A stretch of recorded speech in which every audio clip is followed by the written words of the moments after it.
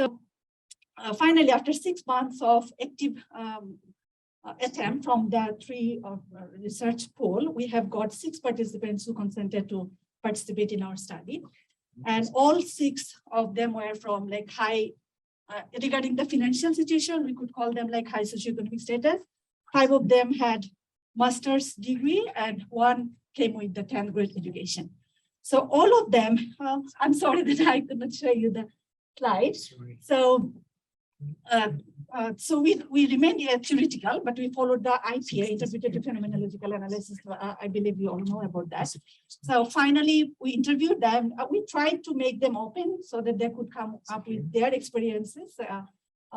So as far as possible from us.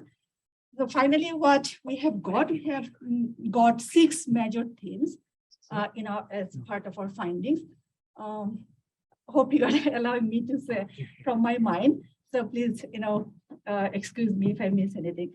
So the first theme or the repeated statements and experience we have received from the 6 participants were the forms of abuse. They have mentioned repeatedly the words and nonverbal gesture as part of the abuse. That includes that we have already heard from Dr. Hines after that presentation.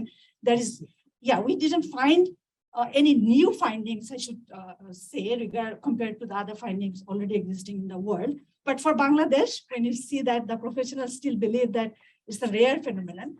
So our finding says that all 6 participants mentioned, 3 out of 6 mentioned the severe form of physical abuse, like hitting, throwing objects, biting, pulling hair.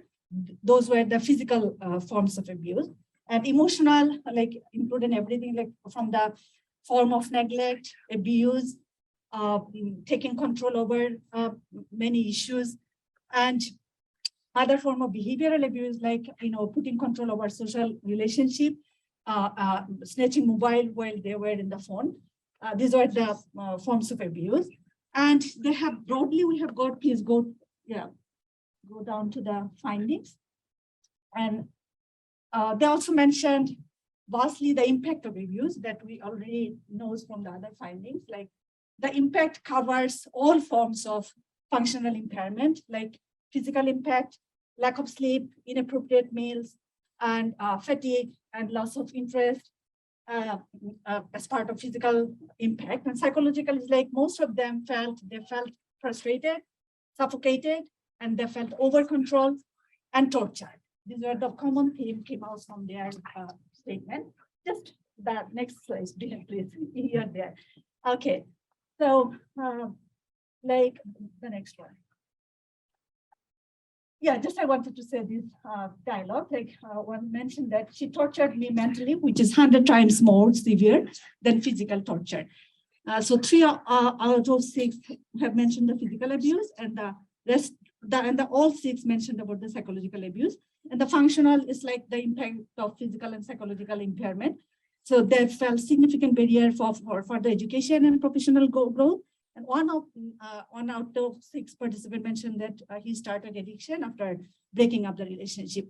Regarding social, they felt significant barrier in maintaining relationship with their close friends, especially the female colleagues and other family members. Also, they experienced direct impact on the children. The children felt triangulated. They felt scared, and male father perceived the children as vulnerable too. Next, please. The other one, the previous one. The previous one, please. Yeah, this one. And the other themes, major themes, were there was like 4 of them were still enduring in that abusive relationship, and 2 of them mentioned that the relationship were broken, but the initiative has been taken by the other partner. Because male partner was still wanted to be in the relationship, because the major issue was the social stigma and also fear of forming any new relationship. And the children comes next. And as part of burden of responsibility, all 6 participants mentioned very boldly that yes, the responsibility is mostly social, and society perceives us as kind of taken as granted that we do responsible, especially maintaining the financial responsibility. And fail to do that, they had to receive severe criticism, which they're not suffering, but they feel that it might guide the suicidality and chronic depression, and one of the participants have mentioned about drug addiction.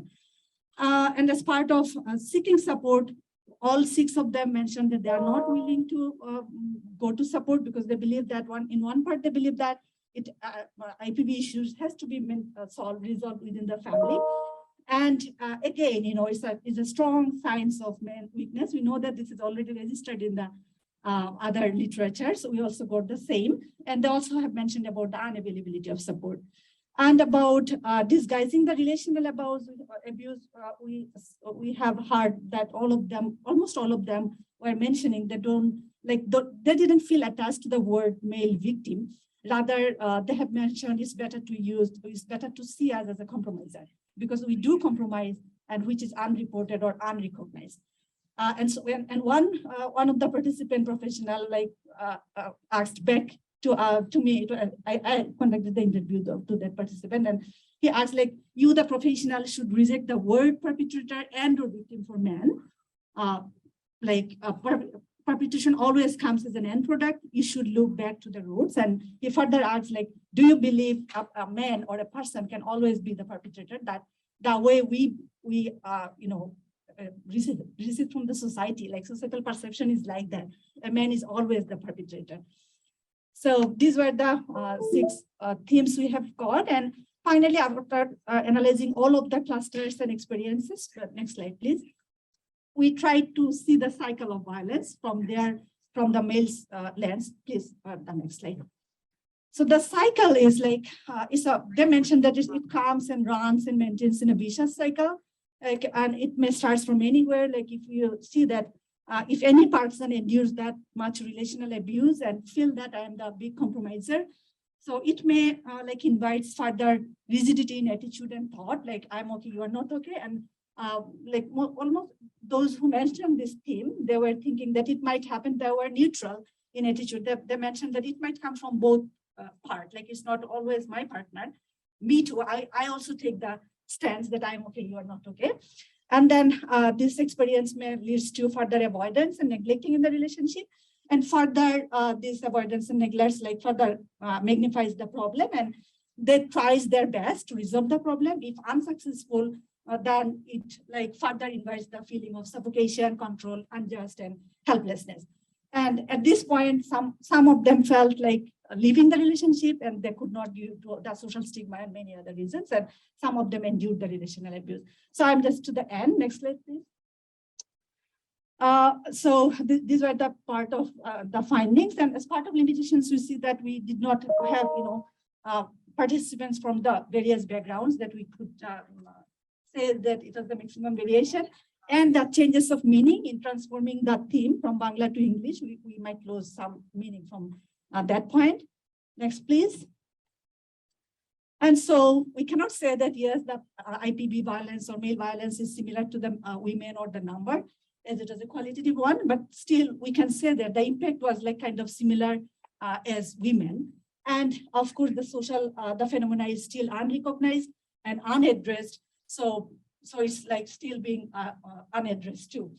And the social perception towards male role is more complicated to accept help when necessary. And also they mentioned that it's very important to deconstruct the societal male role, that you are the responsible one to reduce the burden.